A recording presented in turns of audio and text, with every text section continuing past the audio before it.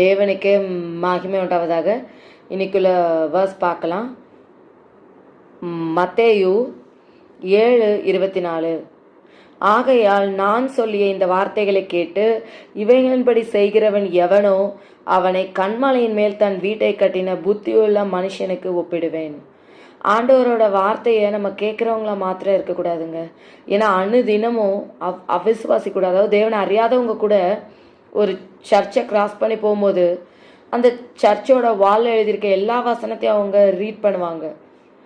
1-2 வசனத்தை அவங்க கேட்பாங்க. அந்த ஸ்பீக்கரில் 2 மணி 3 மணி 4 மணின்னு மணி அடிச்சுட்டு ஒரு வசனம் சொல்லும் இல்லையா, அதை கூட அவங்க கேட்பாங்க தான், அநேகர் கேட்பாங்க.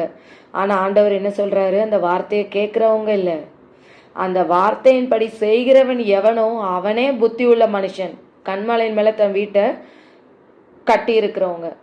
அதனால் ஒரு புறஜாதிகளுக்கே அவங்க கேட்குறாங்க, நம்மளும் கேட்குறோம். அப்போ நம்மளுக்கும் அவங்களுக்கு என்ன வித்தியாசம் இருக்குது?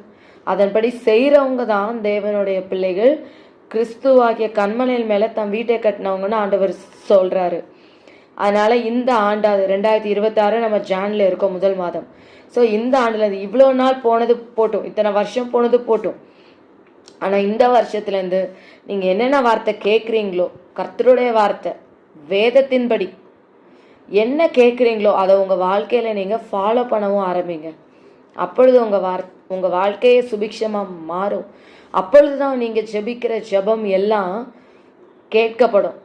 நீதிமொழியில் ஒரு அழகான வசனம் இருக்குது, வேதத்தை கேளாதவர்களுடைய ஜெபம் அருவருப்பானது, வேதத்தின்படி செய்கிறவங்க தான் ஆசீர்வதிக்கப்படுவாங்க. ஸோ நீங்கள் கேட்குறவங்க மாத்திரமா இல்லாமல் அதை ஃபாலோ பண்ணுறவங்களாவும் இருந்தால் உங்கள் வாழ்க்கை ஆசீர்வாதமாக இருக்கும். ஆமென்.